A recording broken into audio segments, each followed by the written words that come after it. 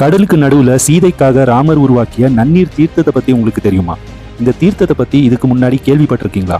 வாங்க இன்னைக்கான வீடியோல நம்ம பார்க்க போறது வில்லுண்டி தீர்த்தத்தை பத்தி தான். இலங்கையில ராவணரை வெற்றி கொண்ட ராமர் சீதையோடு ராமேஸ்வரம் வரும்போது சீதைக்கு ஏற்பட்ட தீராத தண்ணீர் தாகத்தை போக்குறதுக்காக தன்னோட வில்லை ஊண்டி ஏற்படுத்திய இந்த தீர்த்தம் தான் வில்லுண்டி தீர்த்தம்.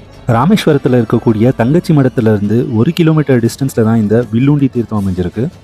இங்கே இருக்கக்கூடிய இந்த வயசான சாமியார் சொன்னது எங்களோட மெய் சிலிர்க்க வச்சுச்சு. காசு இருந்தால் நீங்கள் உலகத்தில் எந்த இடத்துக்கு வேணுமானாலும் போகலாம், பார்க்கலாம்.